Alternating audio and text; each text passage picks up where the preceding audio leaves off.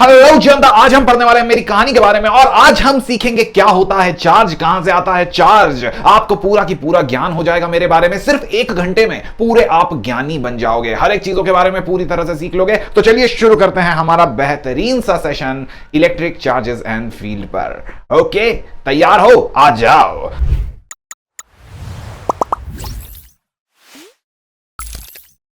Hello hello जनता, आंसू आपके नहीं बहेंगे। इस चैप्टर के सारे आंसुओं को सुखाने में आ गया हूं। My name is Anoop Upadhyay और आज हम शुरू करेंगे electric charges and field. Charge के बारे में हर एक असलियत जानने की कोशिश करेंगे इस चैप्टर में और इसी चीज के लिए आपको सब्सक्राइब्ड रहना है इस वीडियो पर, इस पूरे के पूरे सेशन पर, क्योंकि बेटा आपको ये जो चैनल है इसी तरह के वीडियो, इसी तरह के बहुत यूनिक कंटेंट आपके लिए सुपर डुपर हेल्पफुल आता रहता है। तो जरूर सब्सक्राइब हो जाइए अगर ये सीरीज आपको कंटिन्यूअसली चाहिए तो।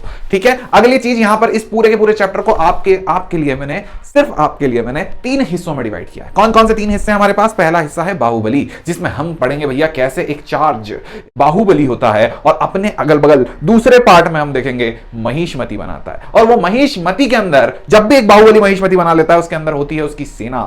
तो बाहुबली के पास महिष्मति के अंदर होगी सेना। तो 3 चीजों के बारे में पढ़ेंगे। कौन कौन सी 3 चीजें? पहला बाहुबली, महिष्मति और सेना, BMS। चलिए शुरू करते हैं पहला हिस्सा, पहला पार्ट बाहुबली। शुरू करें? ठीक है, तो सबसे पहले बाहुबली के अंदर हम पढ़ेंगे इलेक्ट्रिक चार्ज। बाहुबली कौन है? इलेक्ट्रिक चार्ज को मैं बाहुबली बोल रहा हूं। बाहुबली कौन है? Electric charge. इलेक्ट्रिक चार्ज के बारे में पढ़ेंगे, कहां से इलेक्ट्रिक चार्ज आता है, इलेक्ट्रिक चार्ज कितने तरह का होता है, कौन कौन सी प्रॉपर्टी होती है, डाइपोल वाइपोल क्या होता है, ये सारी की सारी चीजों के बारे में हम बात करने वाले हैं इस पूरे के पूरे हिस्से में। चलो सबसे पहले देखते हैं इलेक्ट्रिक चार्ज। तो बेटा इलेक्ट्रिक चार्ज एक ऐसा सिद्धांत होता है, इलेक्ट्रिक चार्ज एक ऐसी शक्ति होती है जो अगर किसी मैटर के पास आ गई, समझो बेटा जैसे एक आयरन मैन है, एक मतलब टोनी स्टार्क है, या फिर कोई भी एक सिंपल सा गंगाधर है, उसके पास शक्तियां आ गई, वो क्या बन जाएगा? शक्तिमान बन जाएगा। आयरन मैन के पास एक टोनी स्टार्क है, आयरन, उसके पास सूट आ गया, वो क्या बन जाएगा? आयरन मैन बन जाएगा। तो कोई भी इंसान के पास अगर शक्ति आ गई, हमने उसे कोई शक्ति दे दी, तो वो कोई और चीज बन जाएगा और कुछ ना कुछ इफेक्ट पैदा करेगा। ऐसे ही एक मैटर होता है, नॉर्मल सा सिंपल सा मैटर है, कोई भी एक मैटर है, अगर उसके ऊपर हमने कोई पॉजिटिव या नेगेटिव किसी भी तरह का कोई चार्ज रख दिया, मतलब उसके पास एक शक्ति आ गई। कौन सी शक्ति? चार्ज की शक्ति। तो चार्ज एक शक्ति की तरह है, अगर किसी भी ऑब्जेक्ट किसी भी मैटर के पास आ गया तो अब वो मैटर एलिजिबल हो जाएगा। क्या करने के लिए एलिजिबल हो जाएगा भाई? वो मैटर अब इलेक्ट्रिक और मैग्नेटिक इफेक्ट पैदा कर सकता है और अनुभव कर सकता है। समझ गए? तो भैया उसकी आंखें खुल जाएगी, अब वो इलेक्ट्रिक और मैग्नेटिक इफेक्ट पैदा कर सकता है और कोई और पैदा कर रहा है तो उसका इलेक्ट्रिक और मैग्नेटिक इफेक्ट अनुभव कर सकता है, एक्सपीरियंस कर सकता है। क्या ये बात समझ में आ गई? तो चार्ज एक ऐसी टिकट है जो अगर किसी को मिल जाए तो इलेक्ट्रिक और मैग्नेटिक का वो पूरा की पूरा शो प्रोड्यूस कर सकता है, बना सकता है और पूरा की पूरा शो एक्सपीरियंस कर सकता है। समझ रहे हो? तो इलेक्ट्रिक और मैग्नेटिक की दुनिया का एंट्री टिकट है चार्ज। समझ गए इतनी सी बात? तो भाई electric charge is the property of matter due to which it can produce. Electric charge is the property of matter due to which the matter can produce and experience electric and magnetic effect। I hope ये वाली बात आपके दिल में, दिमाग में बैठ गई होगी। इसका यूनिट क्या होता है? कूलम्स होता है। हर चीज का एक यूनिट होता है, इसका यूनिट जो होता है वो क्या होता है? कूलम्स होता है। आई होप आपको ये बात पूरे तरह से सॉर्टेड हो गई है। अब यहां पर चार्ज आता कहां से है चीकू भैया? अभी मैंने मेरे एक दोस्त को बोला था कि चैनल पे नया वीडियो जा रहा है, थोड़ा सा इंट्रो दे दो। तो थोड़ी देर पहले एक चैनल के ऊपर जो वीडियो आया उस पे एक दोस्त ने आपसे आके बात करी थी, बोला था ये चैप्टर मेरे ही बारे में, ये वीडियो उसी से शुरू हुआ था। तो वो कौन था? वो था एटम। समझ में आया? तो जब भी हमारे पास इस तरह से बीच में न्यूक्लियस होता है और अगल बगल यहां पर इलेक्ट्रॉन घूम रहे होते हैं, तो ये इलेक्ट्रॉन के ट्रांसफर से चार्ज आता है। जब भी एक जगह से इलेक्ट्रॉन को लूट करके, छुड़ा करके दूसरी जगह पटक दिया जाए, हम बोलेंगे चार्ज हो गया। तो अगर हमने एक ऑब्जेक्ट ए से बी ऑब्जेक्ट पर चार्ज देना है तो इस ए ऑब्जेक्ट से मैं इलेक्ट्रॉन को छुड़ा लूंगा। ए ऑब्जेक्ट से इलेक्ट्रॉन छुड़ा लिए तो ये क्या हो गया? Positive charge. समझ गए? नेगेटिव चार्ज छुड़ा है इससे तो पॉजिटिव चार्ज हो गया। अब जैसे ही दूसरे वाले पे ले जाकर के इससे इलेक्ट्रॉन छुड़ा ए वाले से और दूसरे वाले पे ले जाके पटक दिए, बी पे इलेक्ट्रॉन पटक दिए, तो उस पे आ गया नेगेटिव चार्ज। तो जहां से नेगेटिव उठाया वहां पॉजिटिव बच गया, नेगेटिविटी निकाल ली तो पॉजिटिविटी बची। अब वहां पर जहां पे कुछ भी नहीं था वहां पटक दी नेगेटिविटी, तो वहां क्या हो गया? नेगेटिविटी आ गई। तो चार्ज कहां से आता है? Where the charges are coming from? Charges will always be coming from transfer of electron. I hope आपको इतनी बात समझ में आ गई। चार्जेस कहां से आ रहे हैं? इलेक्ट्रॉन के ट्रांसफर से आ रहे हैं। ठीक है, आगे चलते हैं। भैया कितने तरह के चार्ज होते हैं? तो ऑब्वियसली 2 तरह के चार्ज होते हैं। ये पॉजिटिव चार्ज को बोल देंगे इलेक्ट्रॉन की कमी। इलेक्ट्रॉन धोखा देकर के जब चला जाएगा या फिर कोई इलेक्ट्रॉन को लेकर चला जाएगा तो ये जो बेचारा चार्ज बचेगा, एटम के पास जो चार्ज बचेगा वो पॉजिटिव चार्ज बचेगा। सेट सॉन्ग आ रहा होगा, चन्ना मेरे इलेक्ट्रॉन मेरे ठीक है, समझ में आया? तो पॉजिटिव चार्ज क्या है? इलेक्ट्रॉन की कमी। मुझे अपने पुराने दिन आ गए याद। तो इलेक्ट्रॉन की जो कमी है वो क्या होगा? Positive charge. और नेगेटिव चार्ज क्या आएगा? जहां पर इससे पॉजिटिव चार्ज कहीं से इलेक्ट्रॉन छुड़ा लिए तो पॉजिटिव चार्ज। जिसके पास इलेक्ट्रॉन चले गए वो इलेक्ट्रॉन का एक्सेस, उसके पास बहुत सारे इलेक्ट्रॉन है, उसके पास बहुत सारे इलेक्ट्रॉन है। अब वो गाना गा रहा है, रब ने बना दी जोड़ी, बहुत ही गंदी आवाज में गाना गाया। इलेक्ट्रॉन की एक्सेस, समझ में आ गया भाई? इलेक्ट्रॉन की एक्सेस को बोलेंगे नेगेटिव चार्ज, इलेक्ट्रॉन की कमी को बोलेंगे पॉजिटिव चार्ज। यहां तक आपको समझ में आ गया प्रॉपर्टी। एक इलेक्ट्रॉन की या फिर एक चार्ज की क्या प्रॉपर्टी होती है? जैसे किसी भी चीज के पास चार्ज आ गया तो कैसे पता चलेगा चार्ज आ गया? क्या क्या उसकी प्रॉपर्टी होती है? कैसे वो चार्ज खुश होता है? कैसे पता चलता है कि नहीं भाई इसके पास चार्ज है, कुछ तो स्पेशल हो गया इसके पास? तो चार्ज की प्रॉपर्टी कौन कौन सी होती है? जब भी कहीं पे चार्ज होता है तो charge is a scalar quantity. एक दो, फिर एक और दे दो, फिर एक और दे दो, तो 1 + 1 + 1 3 हो जाएगा। फिर 2 और दे दो, +2 5 हो जाएगा। फिर 2 और दे दो, +2 7 हो जाएगा। 4 छुड़ा लो, -4 3 बचेगा। बड़ा समझ रहे हो गणित? 2 दे रहे हो, +2 हो गया, 2 ले लिया, -2 हो गया। सॉर्टेड, क्लियर, कोई दिक्कत परेशानी समस्या नहीं। तो जो भी उसके ऊपर चार्ज है एकदम स्केलर वाला हिसाब है, पैसे वाला हिसाब है। 4 रुपए दिए, 2 रुपए ले लिए, एकदम स्केलर, कोई दिक्कत नहीं। इसके बाद क्या हो गया? चार्ज इज ट्रांसफरेबल, ऑब्वियसली इतनी देर से ट्रांसफर कर ही रहे हैं। इसके पास always associated with the mass. तो जब भी चार्ज ट्रांसफर हो रहा है मास भी ट्रांसफर हो रहा है, क्योंकि इलेक्ट्रॉन ट्रांसफर कर रहे हैं ना। तो अगर हमने एक ऑब्जेक्ट से उठा करके दूसरे ऑब्जेक्ट पे इलेक्ट्रॉन डाले, एक ऑब्जेक्ट से उठा करके दूसरे ऑब्जेक्ट पर इलेक्ट्रॉन डाले, समझे? तो जब इलेक्ट्रॉन गया तो इलेक्ट्रॉन का तो मास भी था ना भाई। इलेक्ट्रॉन गया तो इलेक्ट्रॉन के ऊपर कुछ चार्ज भी था और इलेक्ट्रॉन का कुछ मास भी था। तो यहां से यहां इलेक्ट्रॉन ट्रांसफर हुआ तो इलेक्ट्रॉन ट्रांसफर हुआ मतलब चार्ज ट्रांसफर हुआ, और साथ ही साथ भैया मास भी ट्रांसफर हुआ। तो क्या इतनी बात आप लोगों को बहुत अच्छे समझ में आ गई? चार्ज भी ट्रांसफर हो रहा है, मास भी ट्रांसफर हो रहा है, दोनों ही चीजें एक साथ ट्रांसफर हो रही है। ठीक है, तो इलेक्ट्रॉन या फिर charge is always associated with the mass. Okay, अब charge produce electric field and magnetic field. Obviously charge तो प्रॉपर्टी है, वो इलेक्ट्रिक और मैग्नेटिक फील्ड प्रोड्यूस करता है। दूसरी बात, चार्ज बहुत ही बदमाश सा आदमी है। चार्ज जैसे ही देखता है, समझ रहे हो? चार्ज जैसे ही देखता है दूसरे एक जैसे चार्ज को, समझ गए? चार्ज ने जैसे ही देखा अपने जैसे दूसरे चार्ज को, वो भौंकना शुरू कर देता भौंकना शुरू नहीं कर देता, चार्ज दूसरे चार्ज को देख करके धक्का लगाना शुरू कर देता। जैसे बोलते हैं भैया like charges repel each other और unlike charges attract each other. मतलब नेगेटिव नेगेटिव क्या करेगा? एक दूसरे को रिपेल करेगा, पॉजिटिव नेगेटिव एक दूसरे को क्या करेगा? अट्रैक्ट करेगा। सॉर्टेड है? तो unlike charges attract each other. Sorted? तो भैया यहां पर चार्ज इज कंजर्व्ड। तो कभी भी हमारे पास जब भी चार्ज लिखा हुआ है, charge is going to be what? Conserved. Charge की हत्या नहीं हो सकती। अगर कहीं पर चार्ज पड़ा हुआ है, ऐसा नहीं कि चार्ज को पटक दिया, उसके ऊपर से गाड़ी निकाल दी, चार्ज पे चक्के मर गया, नहीं बेटा। बेटा वो चार्ज है, टमाटर नहीं है कि जिसे तुमने कुचल के मार दिया। Charge can not be destroyed, charge can neither be created. Charge है तो है, charge will always going to be conserved. अगर कहीं पर कुछ चार्ज है पूरा की पूरा वो फूट गया तो भी उसका जो डेब्री बनेगा, उस डेब्री में अभी भी उतना चार्ज कहीं ना कहीं पर होगा। Charge can never be destroyed, charge is always conserved. Sorted भैया? तो दुनिया का सबसे खतरनाक चार्ज है। ऐसा नहीं हो सकता कि चार्ज है भैया, एक चार्ज ने दूसरे चार्ज का इंपोस्टर तक करके निपटा दिया, अमंग अस कर दिया बेचारे को। नॉट अमंग अस। अब यहां पर देखो ये वाली चीज बिल्कुल आपको पता होनी चाहिए, charge should always be conserved, charge can never be destroyed. Okay, अगली चीज quantization of charge. Charge conservation समझ में आ गया कि चार्ज को बर्बाद नहीं कर सकते। कंजर्वेशन का एक ही तरीका होता है लिखने का, charge will always remain conserved, it can neither be destroyed neither be created. दूसरी चीज हमारे पास बची क्वांटाइजेशन ऑफ चार्ज। अब क्वांटाइजेशन ऑफ चार्ज क्या है?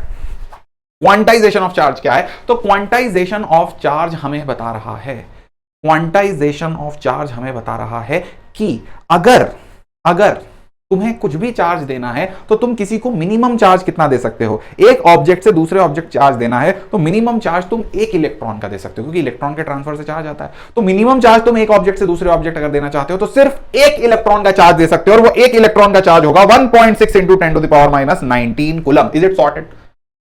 1.6 × 10⁻⁻19 कूलम। ठीक है, इतना नेगेटिव चार्ज तुमने ट्रांसफर करा, तो इस पे नेगेटिव आ जाएगा, इस पे पॉजिटिव आ जाएगा। ये वाले पे इतना ही पॉजिटिव इस पे आ जाएगा, इतना ही नेगेटिव इस पे आ जाएगा। सॉर्टेड हो गए भाई। तो इस पे कितना चार्ज होगा? +1.6 × 10⁻⁻19 कूलम, और यहां पे होगा -1.6 × 10⁻⁻19 कूलम, क्योंकि तुमने सिर्फ 1 इलेक्ट्रॉन ट्रांसफर करा। अब अगर तुम ट्रांसफर करोगे कुछ भी चार्ज यहां से यहां, तो तुम 1 कर सकते हो। तुम ऐसा नहीं कर सकते कि अब मैंने ना 1.5 इलेक्ट्रॉन का चार्ज ट्रांसफर करा, हा, बड़ा मजा, नहीं कर सकते।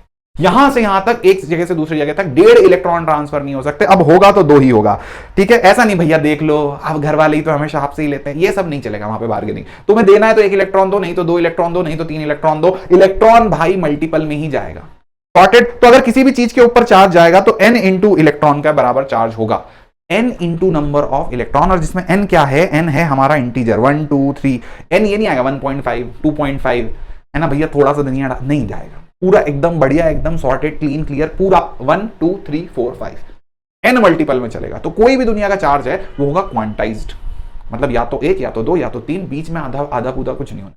सॉर्टेड है क्या, क्लियर है। अब समझ लेते हैं भैया कंडक्टर और इंसुलेटर क्या होता है। ये अगर तुम्हें समझ में आ गया तो मस्त फील आ जाएगी। तो देखते हैं भाई हम यहां पर क्या अंतर है इन दोनों के बीच में। तो हमारे पास यहां पर एक कंडक्टर बना हुआ होगा और यहीं पर एक इंसुलेटर बना हुआ होगा। अब यहां समझो कि अगर कंडक्टर के अंदर बहुत सारे इलेक्ट्रॉन बैठे हुए हैं, कोई भी मटेरियल के अंदर बहुत सारे इलेक्ट्रॉन बैठे होते हैं, तो कंडक्टर के अंदर बहुत सारे इलेक्ट्रॉन्स इस तरह से बैठे हुए हैं, tip tip tip tip tip. अब यहां पर इंसुलेटर के अंदर भी बहुत सारे इलेक्ट्रॉन बैठे होंगे भाई, काफी सारे इलेक्ट्रॉन बैठे होंगे भाई। ओके, तो इसके अंदर भी इलेक्ट्रॉन है। ये कौन है, कंडक्टर है, और ये कौन है, इंसुलेटर है, दैट इज नॉन कंडक्टर है। ओके, ये बात समझ में आ गई क्या, insulator and conductor, 2 type of objects यहां पर बैठे हुए हैं। अब अगर ये दोनों ही ऑब्जेक्ट यहां पर बैठे हुए हैं तो क्या हम ऐसा बोल सकते हैं कि कंडक्टर के अंदर जो इलेक्ट्रॉन है वो एकदम फ्री है। मैं आपको समझाता हूं कि किस तरह से इनके घर का दृश्य होता है। सपोज यहां पर ये 4 भाई बहन है, 4-5 जितने भी भाई बहन है, ये सारे भाई बहन बहुत मस्ती कर रहे हैं, सब इधर उधर मस्ती कर रहे हैं, इधर उधर पूरा तहस नहस करते रहे, एक इधर भग रहा है, एक उधर भग रहा है, कोई ऊपर कूद रहा है, कोई नीचे कूद रहा है, हर एक इलेक्ट्रॉन अंदर का फुल मस्ती कर रहा है, सारे भाई बहन बड़ी मस्ती कर रहे हैं,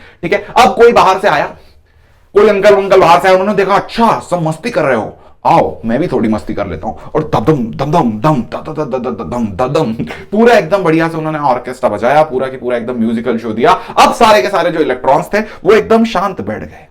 अब कोई एक दूसरे से भी बात नहीं कर रहा, सब लोगों के सामने किताब खुली हुई है, सब लोगों के मुंह धुले हुए हैं, कंघी हुई है, और वो बैठ रहे हैं, ऐसे करके बैठे हुए हैं, कोई हिल भी नहीं रहा, कोई इधर और इधर भी नहीं देख रहा, और जो अंकल आए थे वो चले गए। अब अंकल ने क्या करा, यहां पर सारे इलेक्ट्रॉन को बहुत सारा स्नेह दिया, बहुत सारा प्यार दिया। मेरे प्रिय प्रिय इलेक्ट्रॉन जो यहां पर बहुत इधर मस्ती कर रहे थे, वो अब यहां बिल्कुल एक दूसरे से भी बात नहीं कर रहे। तो बिल्कुल इन्हीं 2 परिस्थितियों की तरह होता है कंडक्टिंग और नॉन कंडक्टिंग, इन्हीं 2 परिस्थितियों की तरह होता है कंडक्टिंग नॉन कंडक्टिंग। कंडक्टिंग के अंदर कोई भी इलेक्ट्रॉन इधर उधर मूव नहीं करता, सॉरी, कंडक्टिंग के अंदर सारे इलेक्ट्रॉन इधर उधर पूरी तरह से मूव कर रहे होते हैं। इसे हम कुछ देंगे तो ये ले जाकर कैसे दे देगा, हम इसे कुछ देंगे तो ये से ले जाकर के इधर दे देगा, मतलब पूरा इलेक्ट्रॉन इधर उधर घूम रहा होता है, that is free, that is conducting. पर अगर हमने बात कर ली नॉन कंडक्टिंग की, तो भैया ये इलेक्ट्रॉन इस इलेक्ट्रॉन को कुछ देगा, बातचीत करेगा नहीं, क्योंकि वो तो रिजिड है, वो अंदर मूव ही नहीं कर रहे, कोई एक चीज को ले जाकर के उस तरफ दे रहे हैं, नहीं, उसे बोलते हैं कंडक्ट। वो कंडक्ट नहीं कर रहे, इधर से ले जाकर उधर को देने को बोलते हैं कंडक्ट, वो कंडक्ट नहीं करते, कंडक्टर। समझ गया क्या, बस में होता है कंडक्टर, हाँ बिल्कुल वही। इधर से ले जाकर के उधर कोई चीज को देना, वो नहीं काम कर रहे, क्यों, क्योंकि उन्हें बहुत बुरी तरह से पीट दिया गया। तो अंदर का माहौल समझ में आ गया, कैसा माहौल है, इलेक्ट्रॉन्स डरे सहमे बैठे हुए हैं इंसुलेटर्स में, और कंडक्टर्स के अंदर तो भाई हुड़दंग मचाई रखी थी उन्होंने। सॉर्टेड है। तो अब यहां पर देखते हैं अगली चीज की, क्या हमारे पास इतना चार्ज पॉसिबल है, 1.5 इलेक्ट्रॉन का चार्ज क्या चीज पॉसिबल है, बिल्कुल भाई ये वाला चार्ज पॉसिबल नहीं है। अरे भाई नहीं है, बोला था ना, 1 सवा 1.5 ऐसे से 1.5 सवा, चिकू भैया मुझे पौना चार्ज चाहिए, अरे नहीं चाहिए भाई, चिकू भैया मुझे 2.25 चार्ज दे दो, चिकू भैया मुझे पाव भर चार्ज, बेटा ऐसे नहीं मिलता चार्ज। क्या आपको ये बात समझ में आ गई क्या, तो यहां पर जो चार्ज है या तो 1 इलेक्ट्रॉन होगा या 2 इलेक्ट्रॉन होगा, ये चार्ज पॉसिबल नहीं है। अगर मैं यहां पर लिखूं आपके पास कि 1.6 इंटू 10⁻⁻20, क्या इतना चार्ज पॉसिबल है, 1.6 इंटू 10⁻⁻20 क्या इतना चार्ज पॉसिबल है, कमेंट करके बता देना, ये आंसर आपके लिए साझा किया जाएगा। अब बताइए, क्या चार्ज एक दूसरे को धकाते हैं, क्या चार्ज के बीच में लड़ाई होती है, क्या चार्ज कभी एक दूसरे को धकाते हैं? आइए देखते हैं सच का सामना। हमेशा चार्ज अगर पॉजिटिव चार्ज है तो पॉजिटिव और पॉजिटिव चार्ज हमेशा एक दूसरे को धकाएगा।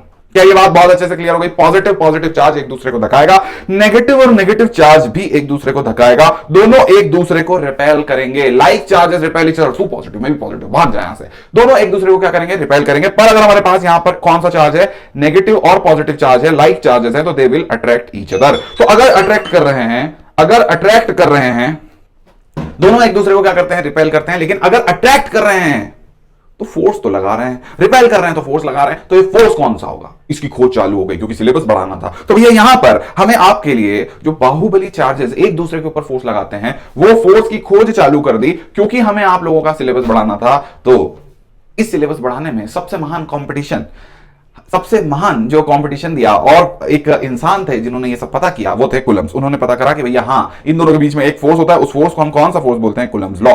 ठीक है, तो यहां पर देखते हैं सबसे पहले why there is a force, because एक चार्ज को अट्रैक्ट करता है या फिर रिपेल करता है, उसकी वजह से वो क्या लगाता है? एक फोर्स लगाता है। ठीक, ये फोर्स कितना होता है? ये फोर्स हमेशा प्रोपोर्शनल होगा Q1 Q2 चार्ज के मैग्नीट्यूड्स के। मैग्नीट्यूड बोल रहा हूं, मैग्नीट्यूड बोल रहा हूं, ये हमेशा प्रोपोर्शनल होता है दो चार्जेस के मैग्नीट्यूड के प्रोडक्ट के। ओके, और इनवर्सली प्रोपोर्शनल होता है इन दोनों के बीच की डिस्टेंस के स्क्वायर के। काफी कुछ चीकू भैया ग्रेविटेशन जैसा लग रहा है, बिल्कुल वहीं से टापा गया है। तो यहां पर देखो बेटा कि ये इनवर्सली प्रोपोर्शनल होगा आर स्क्वायर के। यहां पर एक कांस्टेंट आ जाएगा, ये कांस्टेंट कौन सा होगा? Electrostatic constant. ग्रेविटेशन में ये कांस्टेंट यूनिवर्सल ग्रेविटेशनल कांस्टेंट होता था, ये हमारा इलेक्ट्रोस्टैटिक कांस्टेंट होगा। अब ये कांस्टेंट के कितना होगा? ये कांस्टेंट के की वैल्यू होती है, इस कांस्टेंट के की वैल्यू होती है 1/4 पाई एप्सिलॉन नॉट। ये चीज तुम्हें पता होनी चाहिए। ठीक है, यहां पर समझ में आ गया। तो K will be equals to 1/4 pi epsilon naught, और इसकी वैल्यू होगी 9 × 10⁻⁹। सॉर्टेड है, क्लियर है, क्लीन है। चलो आगे बढ़ते हैं, अगली चीज देखते हैं। ई क्या होता है? एप्सिलॉन नॉट इसमें जो लिखा हुआ है ये होता है permittivity. Permittivity of free space. Chiku भैया परमिटिविटी ऑफ फ्री स्पेस का क्या मतलब होता है? अभी मेरे साथ जुड़े रहो, जैसे ही हम इलेक्ट्रिक फील्ड लाइंस के बारे में बात करेंगे मैं तुम्हें बताऊंगा परमिटिविटी ऑफ फ्री स्पेस का क्या मतलब होता है। तुम्हें साक्षात दिल में धक धक करके फील होगा कि हाँ चीकू भैया ने कुछ तो बताया। ठीक है, तो how much force is there, तो कितना फोर्स है यहां पर भैया हमें देखना होगा कि कितना फोर्स दिया गया है। तो फोर्स जो भी दिया गया है वो K Q1 Q2 upon R square के बराबर फोर्स दिया गया है। ओके, अब फोर्स को चीकू भैया डायरेक्शन किधर होगी, कैसे होगी? तो हमें पहले से ही पता है वैसे तो कि फोर्स की जो डायरेक्शन होती है वो, जैसे अगर यहां पर एक पॉजिटिव चार्ज है और ये पॉजिटिव चार्ज है, तो हमें पहले से ही पता है कि अगर पॉजिटिव चार्ज और पॉजिटिव चार्ज है तो ये वाला जो पहला पॉजिटिव चार्ज हमारा है ये दूसरे पॉजिटिव चार्ज को रिपेल करेगा, तो इस तरफ फोर्स लगाएगा। ओके, तो इस तरफ अगर इसने फोर्स लगा दिया तो जिधर इसका आर है, देखो जिधर इसका आर है उसी डायरेक्शन में फोर्स है, जिधर इसका आर है उसी डायरेक्शन में फोर्स है। तो हम बोलेंगे कि फोर्स की जो दिशा होगी, क्योंकि रिपेल कर रहे हैं ना, तो जिधर इससे ये वाले चार्ज से पूछा उस पर कितना फोर्स लगा रहा, तो हमने बोला इसने उस पे जिधर उसका पोजीशन था उसी तरफ धक्का दिया। वो वाले चार्ज से पूछेंगे कि इस पे कितना फोर्स लगाएगा, ये वाले चार्ज से पूछा तो उस पे कितना फोर्स लगाएगा, तो वो बोलेगा ये इधर बैठा है मैं इसे इधर धक्का दूंगा। समझ रहे हो? तो इस चार्ज के रिस्पेक्ट में इसकी पोजीशन इधर है तो वो इधर ही धक्का देगा, इस चार्ज के रिस्पेक्ट में उसकी पोजीशन उधर है तो वो उधर ही धक्का देगा। क्या ये बातें आपको समझ में आ गई भाई? बहुत अच्छे से क्लियर, सॉर्टेड, क्लीन है क्या? चलो आगे बढ़ते हैं। आगे हम यहां पर कुछ और चीजें देखते हैं, जैसे कि फोर्स का वेक्टर फॉर्म हो जाएगा K Q1 Q2 upon R square और आर कैप क्यों लिख दिया? क्योंकि फोर्स की जो दिशा है वो आर की ही दिशा में, आर कैप दिशा दिखाता है। ओके, अब यहां पर अगर इसी चीज को और चीकू भैया थोड़ा सा गंदा करना हो, थोड़ा सा और सिलेबस बढ़ाना हो, तो कैसे बढ़ाएंगे? हम यहां पर देखेंगे कि भैया अगर हम F इज इक्वल्स टू, हमें ये बात पता है ना, R vector will be equals to R into R cap, तो हम क्या करेंगे इसी फोर्स में ऊपर नीचे आर और आर से मल्टीप्लाई कर देंगे। इससे क्या होगा? इससे ये होगा कि हमारे पास F है उसके अंदर आ जाएगा K Q1 Q2 upon R square multiplied with R cap, हाँ या ना, ऊपर नीचे आर और आर से मल्टीप्लाई, ऊपर नीचे आर और आर से मल्टीप्लाई। Is it clear? तो F हमारा कितना हो जाएगा? वो हो जाएगा K Q1 Q2 upon are cube और ये मल्टीप्लाई होगा आर वेक्टर। बेटा तो आर और आर कैप मिलके आर वेक्टर बना लेंगे। ये चीज तुम्हें पता होनी चाहिए, बहुत सिंपल है, बहुत आसान है, कोई दिक्कत वाली बात नहीं। ये वाली प्रॉपर्टी का यूज हुआ, ऊपर नीचे आर मल्टीप्लाई हुआ तो ऊपर तो आर कैप आ गया और नीचे आर का क्यूब आ गया, पहले आर का स्क्वायर था। ओके, क्लियर है? प्रॉपर्टी क्या होती है चीकू भैया इलेक्ट्रिक फोर्स की? जो हम फोर्स पढ़ते हैं इस फोर्स की प्रॉपर्टी बहुत ही सिंपल होती है, लाइक अनलाइक चार्ज जो भी होते हैं, तो लाइक चार्जेस क्या करते हैं? रिपेल, अनलाइक चार्जेस क्या करते हैं? अट्रैक्ट। फोर्स कंजर्वेटिव होता है क्योंकि इसके लिए पोटेंशियल एनर्जी डिफाइन होगी, जो हम अगले चैप्टर में पढ़ेंगे। हमेशा आपको याद रखना है this is a conservative force, क्योंकि कंजर्वेटिव फोर्स वो होता है जिसके अगेंस्ट में, मतलब ऐसे अगर हमने किसी चीज को खींचा, ठीक है, जब वो फोर्स लग रहा था तो हमने खींचा और छोड़ा तो वो अपने आप चलती है। जैसे अर्थ है, यहां पर खींचा और छोड़ा तो ये अपने आप चल रहा है, पर फ्रिक्शन है, ये खींचा और छोड़ा तो वो नहीं चल रहा है। सॉर्टेड है? तो फ्रिक्शन के अगेंस्ट में अगर हम काम करेंगे, ऐसे खींच के ऐसे लेकर के जाएंगे और छोड़ दे रहे हैं तो ये वापस नहीं आ रहा, पर जब हम नीचे देखो इसमें पीछे फ्रिक्शन लग रहा है, ऐसे खींचा और छोड़ दिया, क्या वापस आया? नहीं। इसमें देखना, इसके पीछे जब मैं ऐसे खींच रहा हूं तो पीछे कौन सा लग रहा है? Gravitational force. छोड़ा तो ग्रेविटेशनल फोर्स खींच के ले जा रहा है, छोड़ा, क्या फ्रिक्शन खींच के वापस ला रहा है? नहीं ला रहा। तो ये जो खींच के वापस ले आता है फोर्स, वो कौन सा होता है? फ्रिक्शनल फोर्स होता है, सॉरी कंजर्वेटिव फोर्स होता है। सॉर्टेड हो गई इतनी बात? आंखों में आंसू तो नहीं आ रहा भैया? ये हमेशा एक्शन रिएक्शन पेयर में लगेगा, इनवर्स स्क्वायर लॉ फॉलो करता है, मतलब जो भी डिस्टेंस है उसके इनवर्स में चलता है, ये वाली चीज इनवर्स स्क्वायर में चलता है, ऑब्वियसली 1/r स्क्वायर वाला। मीडियम पे डिपेंड करता है चीकू भैया, दो चार्जेस को लाए और उनको बोला जय गणपति बप्पा मोरिया, पानी में डुबा दिया, तो जैसे पानी में डुबा देंगे क्या फोर्स चेंज हो जाएगा? बिल्कुल बिल्कुल फोर्स चेंज होगा, मीडियम पे डिपेंड करता है। अगली चीज, दो स्ट्रॉन्ग फोर्स इन नेचर। भैया ये second strongest force in nature है, दुनिया का दूसरा सबसे स्ट्रॉन्गेस्ट फोर्स है। तो भैया दूसरा सबसे स्ट्रॉन्गेस्ट फोर्स है ये दुनिया का, क्यों? क्योंकि पहला है भैया स्ट्रॉन्ग न्यूक्लियर फोर्स, वो हमें दिखता नहीं है, अंदर होता है, जो प्रोटॉन प्रोटॉन को भी साथ रख लेता है, वो वाला फोर्स है स्ट्रॉन्ग न्यूक्लियर फोर्स। पर ये सेकंड स्ट्रॉन्गेस्ट है, हर जगह आप देखोगे बहुत ज्यादा स्ट्रॉन्गेस्ट फोर्स है ये। और इसके बाद इनफाइनाइट रेंज, दो चार्ज बहुत दूर भी रखे होंगे तो ये वाला फोर्स काम करेगा,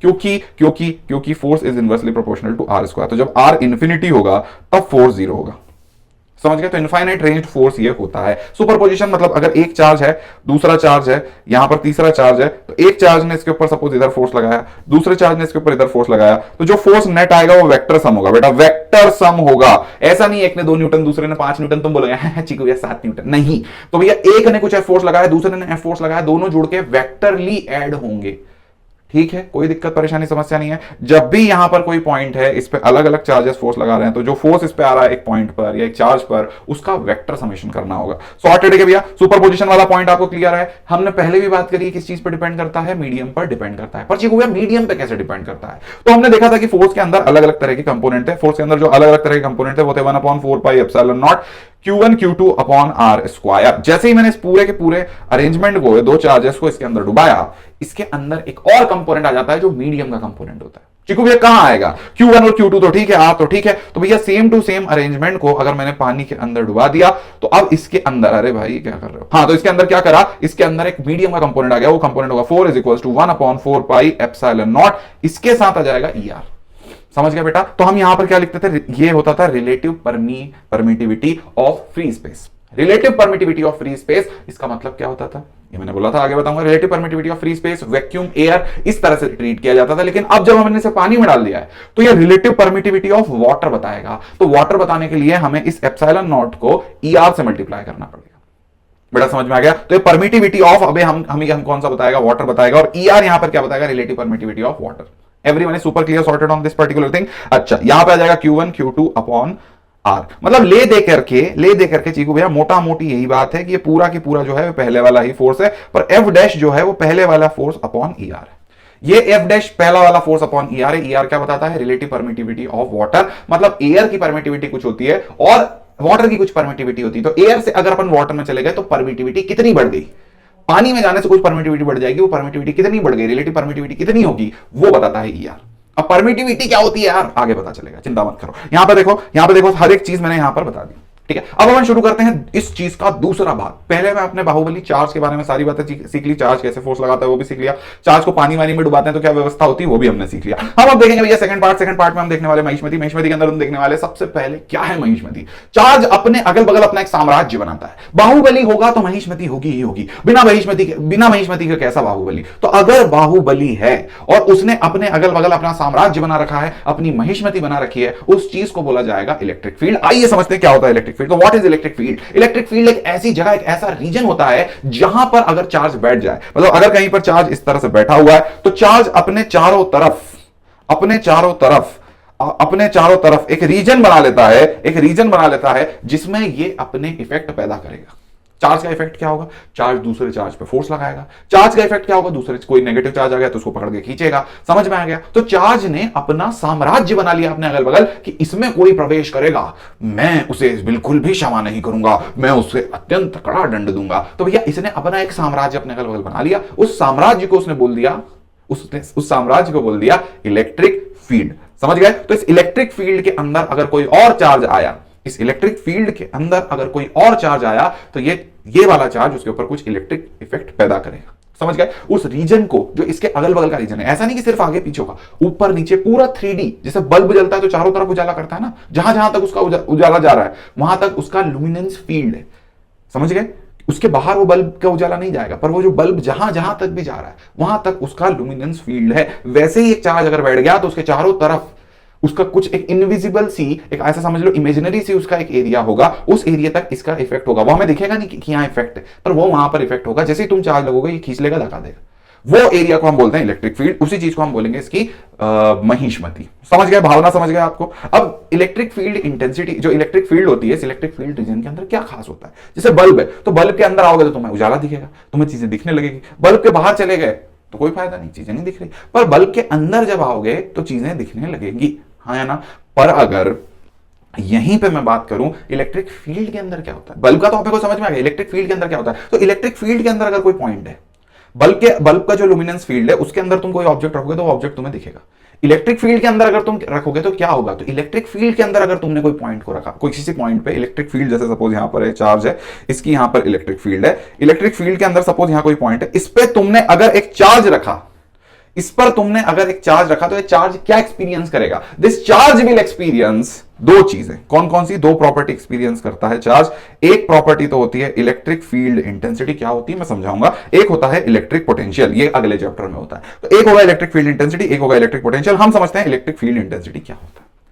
तो इलेक्ट्रिक फील्ड इंटेंसिटी ये क्या है, property of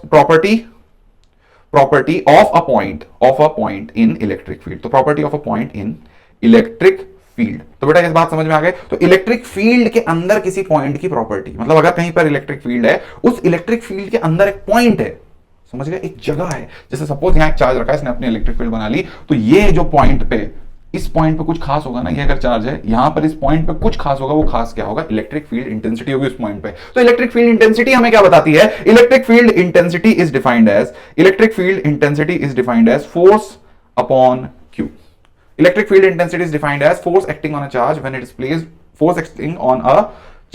placed on that point per coulomb। समझे नहीं समझे यार, बिल्कुल समझ नहीं आया, मैं समझा रहा हूं। देखो यहां पर electric field intensity is defined as, for a point electric field intensity हमेशा एक पॉइंट के लिए बताई जाएगी। For a point electric field intensity is defined as the force acting on a charge if placed on that point per coulomb. मतलब अगर किसी point की electric field intensity 10 newton per coulomb है, तो इसका क्या मतलब हुआ कि अगर उस पॉइंट पर आप 1 कुलम का चार्ज प्लेस करोगे तो वो 10 न्यूटन फोर्स एक्सपीरियंस करेगा। अगर आप 2 कुलम का चार्ज एक्सपीरियंस करोगे, मतलब उस पर रखोगे, उस पॉइंट पर, जैसे सपोज ये पॉइंट है, यहां पर एक चार्ज है, इसके इस पॉइंट है, और ये पॉइंट पर इलेक्ट्रिक फील्ड इंटेंसिटी हमें दे रखी है 10, ठीक है। तो इस पॉइंट की इलेक्ट्रिक फील्ड इंटेंसिटी 10 दे रखी है। अगर इस पॉइंट पे मैं 1 कूलम का चार्ज रखूंगा तो वो मुझे 10 न्यूटन एक्सपीरियंस करेगा। मतलब वो चार्ज के इस पॉइंट के ऊपर, चार्ज को इस पॉइंट के ऊपर कोई और चार्ज लाया और यहां रखा, तो वो 10 न्यूटन का फोर्स एक्सपीरियंस करेगा। पर अगर इसी पॉइंट पे लाकर के मैंने 2 कूलम का चार्ज यहां पे रखा, इस पॉइंट पे लाकर के 2 कूलम का चार्ज रखा, तो वो 20 न्यूटन एक्सपीरियंस करेगा। अब बताओ अगर मैंने यहां पर 3 कूलम का चार्ज रखा तो वो कितना फोर्स एक्सपीरियंस करेगा। तो इस पॉइंट पर 3 कूलम का चार्ज अगर मैं रखता हूं तो वो कितना फोर्स एक्सपीरियंस करेगा, तुम खुद बता दो। वो एक्सपीरियंस करेगा 30 न्यूटन का। तुम्हें कैसे पता चला, क्योंकि इस पॉइंट की इंटेंसिटी, इस पॉइंट की नियत है हर कुलम पे 10 न्यूटन का फोर्स लगाने की, 10 newton per coulomb. That is defined as the electric field intensity on a point. अगर किसी पॉइंट पर इलेक्ट्रिक फील्ड इंटेंसिटी 0 है, किसी पॉइंट पर इलेक्ट्रिक फील्ड इंटेंसिटी 0 है, इसका मतलब उस पॉइंट पे अगर तुम चार्ज रख दोगे फोर्स एक्सपीरियंस नहीं होगा, क्योंकि उस पॉइंट पर कोई इलेक्ट्रिक फील्ड इंटेंसिटी है ही नहीं। तो अगर ये चार्ज है, इसने अपनी अपनी बाहुबली बना रखी है, इस बाहुबली चार्ज ने अपनी पूरी महेशमती बना रखी है, तो उस पॉइंट में, हर पॉइंट पर इलेक्ट्रिक फील्ड इंटेंसिटी होगी। मतलब जब भी तुम कोई और चार्ज रखोगे वो फोर्स एक्सपीरियंस करेगा। अगर तुमने इसकी महेशमती, इसकी इलेक्ट्रिक फील्ड के बाहर कहीं पर रखा, वहां इलेक्ट्रिक फील्ड इंटेंसिटी नहीं होगी। अगर चार्ज को इसकी इलेक्ट्रिक फील्ड के बाहर रखोगे तो वो बाहर रखा हुआ चार्ज कभी भी कोई फोर्स एक्सपीरियंस नहीं करेगा। मैं उम्मीद करता हूं आपको ये पूरी की पूरी बात बहुत अच्छे से समझ में आ गई होगी। अगर एक पॉजिटिव चार्ज है, इस पी पॉइंट पर है, इसकी इलेक्ट्रिक फील्ड इंटेंसिटी, सपोज यहां पर मैंने Q0 का चार्ज रख दिया, इसके ऊपर फोर्स कितना लगना चाहिए, Q0 upon R square multiplied with R cap, इतना फोर्स लगेगा। अगर मैं इलेक्ट्रिक फील्ड इंटेंसिटी की बात करूं तो हो जाएगी F अपॉन Q0, ठीक है बेटा, इसी Q से डिवाइड करेंगे। तो यहां पर देखो ये कितना आ जाएगा, KQ upon R square R cap, समझ गए। तो इसमें से, इस फोर्स में से, ये जो Q0 है, जैसे मैंने इसको Q0 से डिवाइड करा, Q0 कैंसल आउट हो गया, हमारे पास KQ upon R square R cap formula निकल के आ गया। आई होप इतनी बात आपको बहुत ही अच्छे से समझ में आ गई होगी। अब एक बात और समझना है कि अगर हमारे पास पॉजिटिव चार्ज होता है तो पॉजिटिव चार्ज किसी पॉइंट पर कैसी नियत रखता है। पॉजिटिव चार्ज और एक नेगेटिव चार्ज है, तो पॉजिटिव चार्ज सोचेगा कि अगर मेरे पास सामने ये पॉइंट है, हमेशा इनके दिमाग में क्या चलता है, पॉजिटिव ही आएगा। हमेशा इनके दिमाग में क्या चलता है, पॉजिटिव ही आएगा। तो हम ये सोच के चलते हैं कि भैया ये जो पॉजिटिव चार्ज है, इसने इस पॉइंट पे क्या सोच रखा है, इस पॉइंट पे इंटेंसिटी कैसी रखता है, तो पॉजिटिव सोच के रखता है, पॉजिटिव चार्ज सोच के रखता है कि मेरे सामने अगर इस पॉइंट पर एक पॉजिटिव चार्ज आकर के बैठ गया, मेरे सामने अगर इस पॉइंट पर एक पॉजिटिव चार्ज आकर के बैठ गया, तो मैं इसे इस तरफ धकाऊंगा।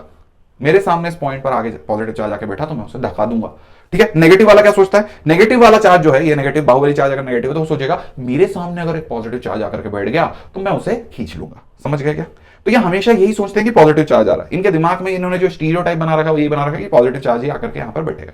ठीक, तो अगर पॉजिटिव है तो वो एक पॉइंट पर अवे लगाता है। ठीक है, तो पॉजिटिव चार्ज कैसे लगाता है? अवे। और नेगेटिव चार्ज एक पॉइंट पर कैसे लगाता है? टुवर्ड। तो पॉजिटिव अवे, नेगेटिव टुवर्ड। तो पॉजिटिव से हमेशा इलेक्ट्रिक फील्ड इंटेंसिटी अवे होगी और नेगेटिव से हमेशा इलेक्ट्रिक फील्ड इंटेंसिटी टुवर्ड होगी। तो देखो पॉजिटिव चार्ज है, इस पॉइंट पे अवे इलेक्ट्रिक फील्ड इंटेंसिटी लगाएगा और नेगेटिव चार्ज इस पॉइंट पे हमेशा टुवर्ड इलेक्ट्रिक फील्ड इंटेंसिटी लगाएगा। तो आपको पेंट नहीं भूलना है, पेंट बिल्कुल भी नहीं भूलना है।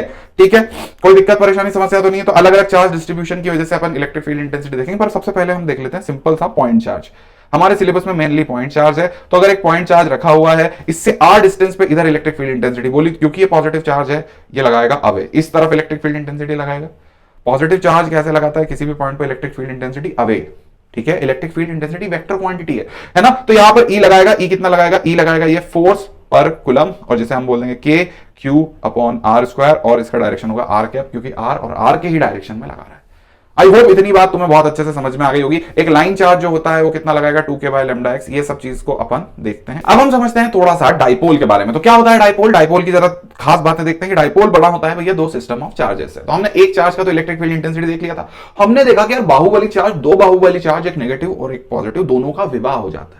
एक नेगेटिव बाहुबली चार्ज है, एक पॉजिटिव बाहुबली के टाइप का चार्ज है, मतलब देवसेना समझ लो। तो एक positive charge that is Baahubali charge, एक negative charge that is Devasena. दोनों ने मिलकर विवाह कर लिया। अब दोनों साथ रह रहे हैं, एक के बाद एक। यहां पर एक नेगेटिव चार्ज बैठा हुआ है, एक पॉजिटिव चार्ज बैठा हुआ है। अब नेगेटिव से चल के पॉजिटिव की तरफ इस तरह से दोनों बैठे। ये भी कौन? Q माइनस Q, और ये भी कौन? Plus Q। इस तरह से बन गया। अब ये जो चीज बन गई, अगर इन दोनों के बीच का डिस्टेंस d है, d को अपन 2a के बराबर बोल देंगे, इन दोनों के बीच का डिस्टेंस d है, ये क्या होगा? ये हमारा डाइपोल मोमेंट होगा। तो P will be equals to Q into d। d का डायरेक्शन नेगेटिव से पॉजिटिव, देवसेना से बाहुबली की तरफ। समझ गए क्या? नेगेटिव से पॉजिटिव की तरफ। अब यहां पर देखो बेटा, अगला अपन क्या इसको Q इंटू 2a लिख सकते हैं। क्या इसे Q इंटू 2a लिख सकते हैं? Q इंटू 2a लिख सकते हैं। बहुत ही बढ़िया। तो यहां पर हमारे पास क्या बन गया? एक डाइपोल बन गया। डाइपोल का एक डाइपोल मोमेंट है, डाइपोल का एक डाइपोल मोमेंट है। अब डाइपोल के आसपास क्या होता है? डाइपोल के आसपास इस डाइपोल की पोजीशंस होती हैं। तो डाइपोल सपोज यहां पर बना हुआ है, इस डाइपोल के आसपास इसकी पोजीशन होगी। अगर ये वाली पोजीशन है, इसे हम बोलते हैं एक्सियल पोजीशन। ये वाली जो एक्सिस के अलोंग पोजीशन है, इसे हम बोलेंगे एक्सियल पोजीशन। क्या ये बात समझ में आ गई? Axial position. अच्छा, और अगर एक्सिस के परपेंडिकुलर कोई पोजीशन है, इसे हम बोलेंगे इक्वेटोरियल पोजीशन।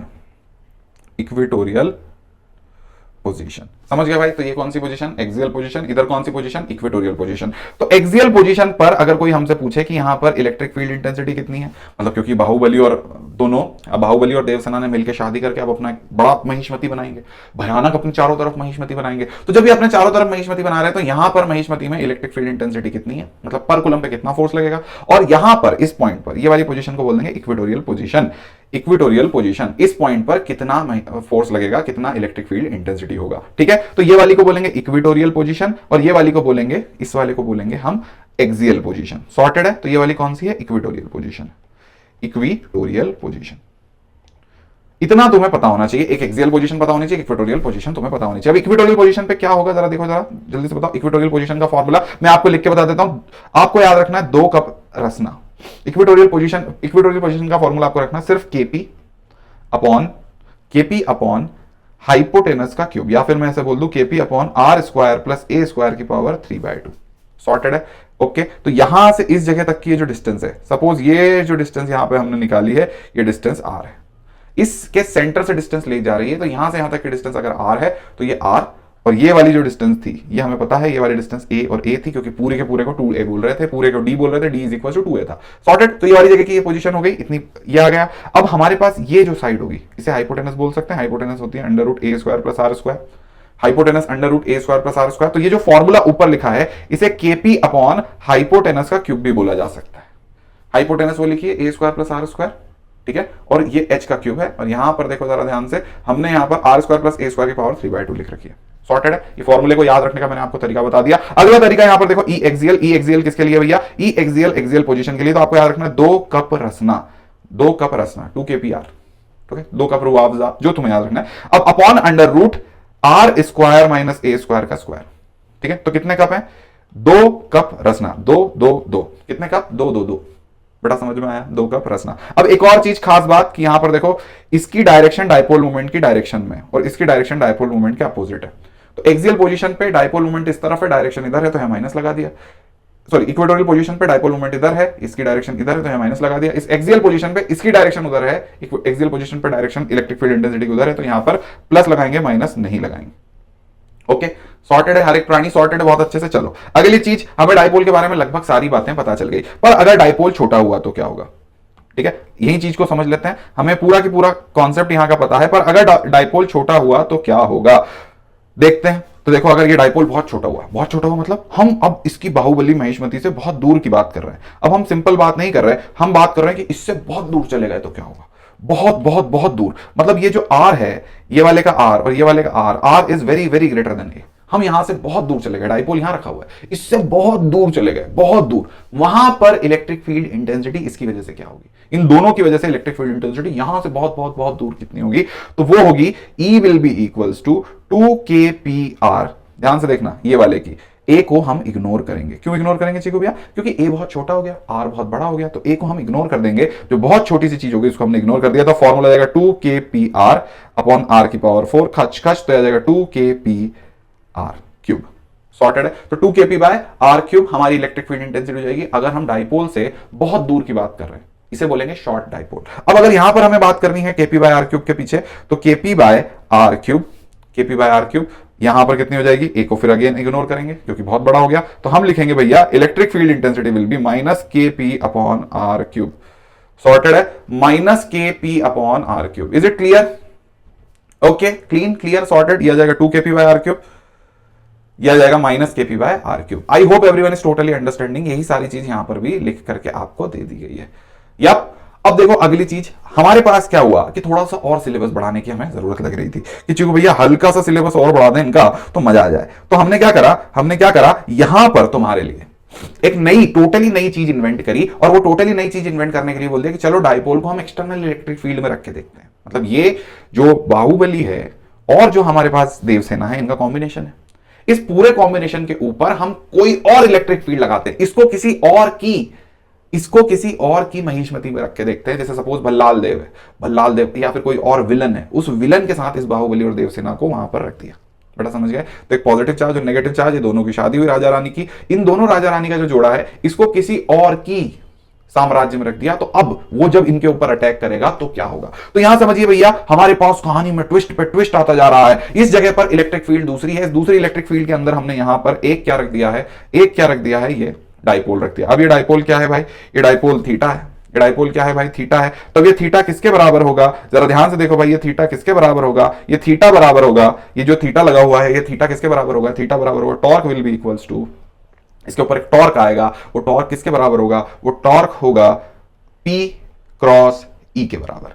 ठीक है भैया, वो टॉर्क किसके बराबर होगा? P cross E। P क्या है? इसका डायपोल मोमेंट, और E क्या है? इसका electric field intensity. P cross E के बराबर होगा, ये घूम जाएगा। तो क्या चीकू भैया इसके ऊपर कोई फोर्स नहीं आएगा? इसके ऊपर फोर्स नहीं आएगा। देखो यहां सपोज पॉजिटिव चार्ज है, दिख रहा है तुम्हें? यहां पे सपोज पॉजिटिव चार्ज है, पॉजिटिव चार्ज पे इस तरफ आया फोर्स QE, क्योंकि पॉजिटिव चार्ज को इस तरफ फोर्स लगता है। नेगेटिव चार्ज पे जो फोर्स लगता है वो इलेक्ट्रिक फील्ड के अपोजिट लगता है। नहीं पता तो मान लो नेगेटिव चार्ज यहां पर होगा, यहां पॉजिटिव चार्ज होगा, तो पॉजिटिव चार्ज पे Q इंटू E फोर्स इधर लगेगा, नेगेटिव चार्ज पे Q इंटू E फोर्स इस तरफ लगेगा, तो Q इंटू E फोर्स। बड़ा समझ गया? Q इंटू E क्यों? क्योंकि E हमें बताता है 10 न्यूटन पर कूलम लग रहा है, Q सपोज 4 कूलम का है, तो 4 कूलम पे कितना लगेगा? Q इंटू E 40 लगेगा। समझ रहे हो क्या? यही बात करी थी। तो यहाँ पे इलेक्ट्रिक फील्ड जो फोर्स लग रहा है, वो फोर्स कितना लग रहा है? इस जगह पर फोर्स लग रहा है Q इंटू E, उस पर भी लग रहा है Q इंटू, क्योंकि दोनों बराबर चार्ज है। पर पॉजिटिव पे इधर लग रहा है, नेगेटिव पे फील्ड के अपोजिट लग रहा है, तो इसके ऊपर जो नेट फोर्स आ रहा है वो तो जीरो आ रहा है चीकू भैया। तो ऊपर और नीचे मिलाकर के नेट फोर्स जीरो है। पर क्या नेट फोर्स जीरो है तो टॉर्क जीरो होगा? नहीं, ये ऐसे घूम जाएगा। नेट फोर्स जीरो होने पर टॉर्क जीरो नहीं होगा, ये घूम जाएगा। तो क्या इसके ऊपर टॉर्क आया? बिल्कुल टॉर्क आया। Torque will be equals to P cross E। क्या इसे हम PE साइन थीटा लिख सकते हैं? बिल्कुल PE साइन थीटा लिख सकते हैं। मतलब जब थीटा जीरो होगा तो टॉर्क भी जीरो होगा, मतलब जब थीटा 180 होगा तब टॉर्क फिर से जीरो होगा। ठीक है, जब थीटा जीरो तो टॉर्क जीरो, क्योंकि साइन थीटा आ गया। और जब थीटा 180 होगा तब फिर से टॉर्क क्या होगा? जीरो होगा। जब थीटा कितना होगा? 180 होगा, तब फिर से टॉर्क क्या होगा भाई? जीरो होगा। बहुत अच्छे से समझ में आ गया क्या? अब डायपोल, जो डायपोल है हमारा, वो डायपोल के अंदर कुछ एनर्जी भी होगी क्या चीकू भैया? बिल्कुल, क्योंकि जैसे अपन ने इसको छोड़ दिया तो डायपोल अपने आप घूम रहा है ना। अपन ने डायपोल को ऐसे खींचा जैसे इसे छोड़ेंगे तो डाइपोल अपने आप घूमेगा, क्योंकि इसके ऊपर टॉर्क है तो अपने आप घूम रहा है। तो क्या इसके अंदर कोई एनर्जी भी होगी चीकू भैया? बिल्कुल इसके अंदर पोटेंशियल एनर्जी होगी। मैंने बोला कि जब भी हम किसी चीज को खींच देते हैं, जब भी हम किसी चीज को खींच देते हैं, वो अपने आप अगर घूमती है मतलब उसके पास कोई पोटेंशियल एनर्जी है। तो सपोज यहां पर हमने ये डाइपोल के लिए इलेक्ट्रिक फील्ड ऐसे बना दी। अब इस इलेक्ट्रिक फील्ड में डाइपोल ये रखा हुआ है हमारा, ठीक है। इस डाइपोल को मैंने ऐसे करके घुमा के लाया, ऐसे मैंने खुद घुमाया, ऐसे खींचा, जैसे इसे खींचा ये पटक करके वापस जाएगा। जब मैं इसको खींच रहा हूं पटक करके वापस जा रहा है, टॉर्क की वजह से घूम रहा है तो वापस जा रहा है। इसका मतलब इसके अंदर क्या है? कुछ एनर्जी है। कौन सी एनर्जी है? पोटेंशियल एनर्जी है। तो इस डाइपोल के अंदर एक पोटेंशियल एनर्जी होगी, वो पोटेंशियल एनर्जी होगी माइनस पी डॉट ई। इस बार क्या है? डॉट प्रोडक्ट है। पहले क्या था? क्रॉस, पी क्रॉस ई था। इस बार क्या है? डॉट प्रोडक्ट है, पी डॉट ई। यहां पर लिख देंगे minus P E cos theta, minus P E cos theta. P cos theta में अगर थीटा 0 हुआ तो पोटेंशियल एनर्जी हो जाएगी माइनस पी, और थीटा अगर 180 हुआ तो पोटेंशियल एनर्जी हो जाएगी प्लस पी। बेटा समझ रहे हो? समझ रहे हो? दोनों बात आपको समझ में आएगी। थीटा जब 0 है तो potential energy minus P, theta जब 180 तो पोटेंशियल एनर्जी प्लस पी है। मतलब यहां पर पोटेंशियल एनर्जी कैसी है? मिनिमम है। और यहां पर पोटेंशियल एनर्जी कैसी है? मैक्सिमम है। तो जब पोटेंशियल एनर्जी चीकू भैया मिनिमम होती है तो क्या फायदा होता है? तो हमेशा याद रखो, दुनिया का हर इंसान चाहता है अपनी पोटेंशियल एनर्जी मिनिमम कर दे। हर कोई इंसान की नीयत यही होती है कि अपनी पोटेंशियल एनर्जी मिनिमम कर दे। उसको मौका मिलता है और वो अपनी पोटेंशियल एनर्जी को उड़ाना शुरू कर देता है। हर कोई अपनी पोटेंशियल एनर्जी को उड़ाना शुरू कर देता है। तो वो अपनी पूरी की पूरी पोटेंशियल एनर्जी को उड़ा देना चाहता है, वो मिनिमम हो जाना चाहता है, क्योंकि उसमें उसको क्या मिलेगी? स्टेबिलिटी मिलेगी। बेटा समझ गए? ठीक है। और मैक्सिमम में वो क्या होगा? अनस्टेबल होगा। तो जब जहां पर भी पोटेंशियल एनर्जी मिनिमम होगी वहां स्टेबल होगा, जहां पोटेंशियल एनर्जी मैक्सिमम होगी वहां अनस्टेबल होगा। सॉर्टेड है, सॉर्टेड है, सॉर्टेड है। तो अगर पोटेंशियल एनर्जी मिनिमम 0 डिग्री पे आ रही है, अगर पोटेंशियल एनर्जी मिनिमम 0 डिग्री पे आ रही है, समझो ये यहां है, पोटेंशियल एनर्जी मिनिमम 0 डिग्री पे आ रही है, एंगल कहां पर है? ये वाला एंगल होता है, ठीक है। इन दोनों के बीच का एंगल ये है थीटा। तो अगर पोटेंशियल एनर्जी 0 पे है मतलब स्टेबिलिटी 0 पे, तो बार बार इधर आएगा, खुचिक खुचिक खुचिक। तुम इसको कहीं भी ले जाके छोड़ दो इधर आ जाएगा, कहीं भी ले जाके छोड़ दो इधर आ जाएगा, क्योंकि यहां पर स्टेबिलिटी। अच्छा यहां छोड़ दिया चीकू भैया तो हाँ यहां रखा रहेगा, यहां पे टॉर्क 0 है ना तो यहां रखा रहेगा, पर हल्का सा भी टच करोगे टॉर्क 0 है, यहां पे 180 डिग्री पे रखा है, इसको ऐसे इस डायरेक्शन में रखा है। तो जैसे इसको टच करेंगे करके घूम के वापस इधर चला जाएगा। तो वहां टॉर्क 0 था तो रखा हुआ था, अनस्टेबिलिटी थी पर रखा हुआ था, क्योंकि इक्विलिब्रियम था, टॉर्क 0 था, चल नहीं सकता था। पर जैसे इसको मौका मिला घूम के इधर आ जाएगा, क्योंकि यहां पर क्या है? स्टेबिलिटी टी, जहां पर थीटा 0 है वहां स्टेबिलिटी है। सॉर्टेड हो गई। बहुत अच्छे से बातें समझ में आ गई क्या तुम्हें? यही 3 चीज बताई है। देखो ये कैसा इक्विलिब्रियम है? Stable equilibrium. ये कैसा इक्विलिब्रियम है? Unstable equilibrium. आई होप तुम्हें सारी की सारी बातें समझ में आ गई होंगी। यप, चलो भैया अब आखिरी बात कर लेते हैं। हम बात करते हैं सेना के बारे में। अब हम बात करेंगे कि किस तरह से बाहुबली अपनी सेना बनाता है, किस तरह से बाहुबली अपने पूरे इलेक्ट्रिक फील्ड में रिप्रेजेंट करता है, अपना साम्राज्य स्थापित करता है, क्योंकि बिना सेना के एक राजा अपना साम्राज्य स्थापित नहीं कर सकता। ठीक है। सेना में हम देखेंगे इलेक्ट्रिक फील्ड लाइंस के बारे में। तो इलेक्ट्रिक फील्ड लाइंस क्या होती हैं? तो यहां पर सबसे पहली चीज जो इलेक्ट्रिक फील्ड लाइंस हम देख रहे हैं कि ये रिप्रेजेंट करती हैं जहां पर इलेक्ट्रिक फील्ड प्रेजेंट है। ऐसे समझो कि भैया इलेक्ट्रिक फील्ड लाइन का एक ही काम होता है, कि उसे इलेक्ट्रिक फील्ड का एरिया, रीजन दर्शाना होता है कि कहां कहां पर इलेक्ट्रिक फील्ड है, क्योंकि हमें दिखती तो है नहीं इलेक्ट्रिक फील्ड, इमेजिनरी। हमने बोला था चार्ज बेटा अपने अगल बगल महेशमती बनाता है, तो महेशमती बनी हुई थोड़ी दिखती है। तो अगर हमें पेपर पे बताना है, रिप्रेजेंट करना है, तो क्या करेंगे? इमेजिनरी लाइन वहां पर ड्रॉ करते हैं जो उस इलेक्ट्रिक फील्ड को दर्शाती है। जैसे मैप पे हमें बॉर्डर्स नहीं दिखती कंट्रीज की, लेकिन फिर भी बॉर्डर्स होती है ना, भारत यहां पे, पाकिस्तान यहां पे, स्पेस से जाके देखने तो नहीं दिखती, पर वो बॉर्डर्स का काम क्या होता है कि कौन सी चीज कहां पर है वो कैसे पता चलेगा। यही मैप्स, यही यहां पर अगर हमें एक जगह पर रिप्रेजेंट करना है तो इलेक्ट्रिक फील्ड लाइन से रिप्रेजेंट करेंगे कि कौन सी चीज किस तरह से बिहेव कर रही है। तो यहां देखो इलेक्ट्रिक फील्ड लाइन किस तरह से बिहेव करती है, वो हमेशा पॉजिटिव से शुरू होती है और नेगेटिव पे खत्म होती है। ओके, ये प्रॉपर्टी है इलेक्ट्रिक फील्ड लाइंस की। इमेजिनरी होती है इसलिए हमने रिप्रेजेंटेशन के लिए यूज करा है। पॉजिटिव अगर छोटा चार्ज है, मतलब एक चार्ज से कितनी लाइन पैदा हो रही है ये समझना, एक चार्ज से कितनी लाइन पैदा हो रही है। तो number of lines originating from a charge, number of lines originating from a charge will be equals to Q upon epsilon naught. Number of lines originating from the charge will be equals to Q upon epsilon naught. इतनी number of line एक charge से शुरू होंगी, इतनी number of line एक charge से पैदा होंगी अगर Q कूलम का चार्ज है। अच्छा जी भैया 1 कूलम का चार्ज है तो कितनी नंबर ऑफ लाइन पैदा करेगा? 1 upon epsilon not. Epsilon not क्या है? परमिटिविटी है। समझ गए क्या? अच्छा, अगर किसी जगह की परमिटिविटी ज्यादा है, अगर किसी जगह की परमिटिविटी ज्यादा है, अगर किसी मीडियम की परमिटिविटी ज्यादा, सपोज मैंने 1 कूलम के चार्ज को पानी के अंदर रख दिया, 1 कूलम के चार्ज को पानी के अंदर रख दिया, अब ये कितने नंबर ऑफ लाइन पैदा करेगा जरा समझो। अब ये 1 कूलम का चार्ज जो नंबर ऑफ लाइन पैदा करेगा वो होगी 1 upon epsilon not multiplied with ER। मतलब अब कुछ कम नंबर ऑफ लाइन पैदा कर रहा है, ER ऑब्वियसली ग्रेटर देन 1 होता है, तो ER जो है वो सपोज ये ER की वैल्यू 2 आ जाएगी, 3 आ जाएगी, कुछ आ जाएगी। अब ये पहले से 1 अपॉन एप्सिलॉन नॉट पैदा हो रहा था, अब ये 1 upon epsilon not multiplied with ER इतनी नंबर ऑफ लाइन पैदा कर रहा है।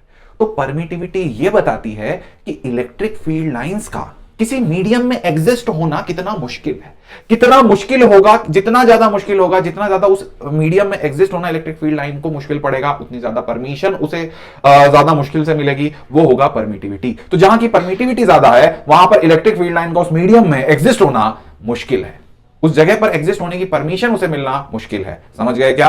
तो यहां पर एक चार्ज है, अगर उसे अपन ने हवा में रखा तो उसको महिष्मति बनाना आसान होगा, पर अगर वही चार्ज को पानी में रख दिया तो उसे पानी के अंदर अपनी महिष्मति बनाने में कुछ मुश्किल आएगी, परमिटिविटी ज्यादा होगी तो उसको परमिशन का ज्यादा झंझट होगा, तो इलेक्ट्रिक फील्ड वहां पर थोड़ी कमजोर बनेगी। समझ गए? तो हवा में ज्यादा बनेगी और पानी में मुश्किल पड़ेगी, परमिटिविटी ज्यादा भारी पड़ेगी, तो वहां पर परमिशन थोड़ी टफ पड़ेगी। समझ में आ गया? परमिटिविटी का मतलब समझ में आ गया। चलो आगे शुरू करते हैं। तो भैया एक पॉजिटिव चार्ज अगर है, तो अगर एक पॉजिटिव चार्ज है तो वो Q upon epsilon not, positive charge है तो Q upon epsilon naught line शुरू करेगा, और अगर यहीं पर एक नेगेटिव चार्ज है Q कूलम का, तो वो Q upon epsilon naught line खा लेगा। तो शुरू कहां से होती है? पॉजिटिव से। एक कूलम के चार्ज से 1 अपॉन एप्सिलॉन नॉट शुरू होगी, और अगर एक कूलम का नेगेटिव चार्ज है तो 1 upon epsilon naught number of line खा लेगा। ये चीज तुम्हें पता होनी चाहिए। सॉर्टेड है? अच्छा चीकू भैया, अगर जैसा यहां डायग्राम में दे रखा है, इस तरह से जैसे यहां इस डायग्राम में दे रखा है कि अगर यहां पर 2 कूलम का चार्ज है और यहां पर सिर्फ 1 कूलम का चार्ज है, तो भैया 2 कूलम का चार्ज और -1 कूलम का चार्ज, तो 2 कूलम का charge 2 Q upon epsilon naught line शुरू करेगा, और -Q कूलम का charge Q upon epsilon naught, 2 coulomb का charge Q upon 2Q upon epsilon naught line शुरू करेगा, और -1 कूलम का, जो -Q का चार्ज है, ये Q upon epsilon naught line इसके ऊपर क्या होगा? खत्म होगा। इतनी बात आपको समझ में आ गई? 2Q Q 2Q Q, बहुत अच्छे से क्लियर क्लीन सॉर्टेड है। तो यहां से वहां पे इतनी नंबर ऑफ लाइन खत्म हो रही है उस जगह पे। Everyone is super duper sorted on that. तो बची हुई लाइन कहां जाएगी चीकू भैया? इसने तो 2Q अपॉन एप्सिलॉन नॉट बनाई थी, उसने Q अपॉन एप्सिलॉन नॉट खाली, बची कहां गई? कहीं और चली गई, किसी और नेगेटिव चार्ज पर खत्म होने। अच्छा चलो आगे देखते हैं भैया। तो यहां पर क्या होगा चीकू भैया? अगर इस जगह पर हमारे पास टेंजेंट है इलेक्ट्रिक फील्ड लाइन, तो इस पर टेंजेंट ड्रॉ करेंगे तो पता चलेगा इलेक्ट्रिक फील्ड इंटेंसिटी किस तरफ है। ठीक है, टेंजेंट ड्रॉ करेंगे इलेक्ट्रिक फील्ड लाइन पर तो पता चलेगा इस पॉइंट पर इलेक्ट्रिक फील्ड इंटेंसिटी किस तरफ है। सॉर्टेड हो गई सारी बातें। ठीक है, तो 2 और मोर इलेक्ट्रिक फील्ड लाइन कभी भी इंटरसेक्ट नहीं करेगी, 2 और मोर इलेक्ट्रिक फील्ड लाइन कभी भी इंटरसेक्ट नहीं करेगी। Uniform field lines are straight, parallel and uniform. मतलब अगर कहीं पर यूनिफॉर्म फील्ड लाइंस है तो इस तरह से दिखेंगी, कहीं पर इलेक्ट्रिक फील्ड यूनिफॉर्म है, मतलब हर पॉइंट पर इलेक्ट्रिक फील्ड इंटेंसिटी सेम है, तो उसकी इलेक्ट्रिक फील्ड लाइन कुछ इस तरह से दिखेगी, टप टप टप टप टप टप टप टप टप। हर पॉइंट पर इलेक्ट्रिक फील्ड इंटेंसिटी अगर सेम होगी तो इस तरह से दिखेगी। सॉर्टेड है भैया। Field lines can not form a loop, कभी भी इलेक्ट्रिक फील्ड लाइन इस तरह से लूप नहीं बनाएगी। क्यों? क्योंकि पॉजिटिव से शुरू होती है, नेगेटिव पे खत्म होती है। ऐसा तो होगा नहीं पॉजिटिव से शुरू हुई पॉजिटिव पे ही खत्म हो गई, तो लूप कभी भी नहीं बनेगा। सॉर्टेड है क्या? अब यहां पर देख लो भैया कि इलेक्ट्रिक फ्लक्स क्या होता है। तो ऐसे समझो कि बहुत सारी सेना बना करके इलेक्ट्रिक फील्ड लाइन इस तरफ जा रही है, और मैं यहां खड़ा हो गया, मैं बोल रहा हूं नहीं मैं नहीं जाने दूंगा, अगर तुम्हें जाना है तो मेरी लाश पे से निकल के जाना होगा। इस तरह से मूवी में डायलॉग नहीं थे गंदे गंदे, तो भैया मैं इस तरह से खड़ा हो गया कि अगर तुम्हें निकल के जाना है तो मेरे ऊपर से निकल के जाना हो, तो इलेक्ट्रिक फील्ड लाइन कुछ नहीं सोचेगी, वो मेरे अंदर से निकल के चली जाएंगी। जितनी इलेक्ट्रिक फील्ड लाइन मेरे अंदर से निकल के चली गई वही होगा फ्लक्स। बहुत अच्छे से समझ में आ गया। तो एक कोई भी ऑब्जेक्ट अगर मैंने इनके रास्ते में रख दिया तो उस ऑब्जेक्ट से जितनी इलेक्ट्रिक फील्ड लाइन पास होगी वो फ्लक्स होगा। समझ लो, ऐसे समझो बहुत सारे एरो बरस रहे हैं, गेम चल रहा है कोई खतरनाक, उसमें बहुत सारे एरो बरस रहे हैं, और कोई आदमी ऐसे शील्ड लेके खड़ा है, तो शील्ड पे जितने एरो टकराएंगे, 1 2 3 4 5 6 7 8 10 15 एरो अगर शील्ड पे टकराए, मतलब 15 एरो उस शील्ड से पास हुए, उस शील्ड का जो फ्लक्स हो गया वो 15 है। समझ गए? तो फ्लक्स का मतलब यही है कि अगर एक ऑब्जेक्ट यहां पर रख दिया, उस ऑब्जेक्ट से कितनी number of electric field line pass हो रही, that will be equals to flux. Okay, अब चीकू भैया फ्लक्स को कैलकुलेट कैसे करेंगे? तो फ्लक्स को कैलकुलेट करने का एक बहुत ही सिंपल सा फॉर्मूला है। फ्लक्स नंबर में कैलकुलेट हो रहा है, मतलब फ्लक्स क्या है? Scalar quantity. इसके अंदर 2 तरह की चीज आएंगी, एक आएगा E, एक तो आएगा E और दूसरा आएगा A, E dot A, E dot A। ये फ्लक्स को निकालने का तरीका है। ठीक है, ये कब? जब E कांस्टेंट हो। ये कब? जब E will be equals to constant. अच्छा चीकू भैया E कांस्टेंट नहीं हुआ तो क्या करेंगे? तो फिर लिखेंगे E डॉट DA, छोटा सा एरिया लेंगे, उस चीज को ऐसे इंटीग्रेट करेंगे, और इंटीग्रेशन लगाने के बाद उस चीज पे इंटीग्रेशन लगाने के बाद हमें क्या मिलेगा? फ्लक्स मिलेगा। Everyone is super sorted about this. यहां पर E डॉट DA करा, इस चीज को ऐसे अपन ने करा, और E डॉट DA हमें फ्लक्स दे दिया। हर एक प्राणी को यह बात मेरे हिसाब से समझ में आ गई होगी। अब यहां पर देखते हैं फ्लक्स निकालने का तरीका, डायरेक्शन कैसे ली जाएगी। तो फ्लक्स अगर एक बॉडी से बाहर की तरफ जा रहा है तो हम उसे लेंगे पॉजिटिव, और फ्लक्स एक बॉडी के अंदर की तरफ आ रहा है, मतलब इसके अंदर पॉजिटिव चार्ज है, तो फ्लक्स बाहर की तरफ जा रहा है, इलेक्ट्रिक फील्ड लाइन बाहर की तरफ जा रही है, तो पॉजिटिव फ्लक्स होगा। अगर इस बॉडी के अंदर नेगेटिव है नेगेटिव चार्ज रखा तो फ्लक्स अंदर की तरफ आएगा, क्योंकि इलेक्ट्रिक फील्ड लाइन नेगेटिव पे खत्म होती है, तो यहां पर फ्लक्स क्या होगा, नेगेटिव होगा। Everyone is super sorted about this particular thing. अब देखो भैया, तो अगर हम क्लोज बॉडी की बात करें तो क्लोज बॉडी से फ्लक्स पास जीरो होता है। क्यों जीरो होता है? क्योंकि यहां देखोगे कि जब भी हमने क्लोज बॉडी रखी तो इसके अंदर से या तो फ्लक्स सिर्फ बाहर जाना चाहिए या सिर्फ अंदर आना चाहिए, पर यहां तो क्या हो रहा है कि पहले क्लोज बॉडी के अंदर घुसा और फिर इधर क्लोज बॉडी से बाहर निकल गया। ऐसे समझो कि हमने इसमें पानी डाला, पानी अंदर गया और उछल के बाहर आ गया, तो क्या क्लोज बॉडी के अंदर कुछ पानी रहा? नहीं। तो flux passing through close body मतलब क्लोज बॉडी के अंदर से कोई फ्लक्स नहीं बचा। समझ गए क्या? तो जितना फ्लक्स इसके अंदर एंटर हुआ उतना ही उतना पूरा बाहर निकल गया, तो बेचारी के पास कोई फ्लक्स बचा ही नहीं। ठीक है, तो हम बोलेंगे flux passing through the close body will B zero.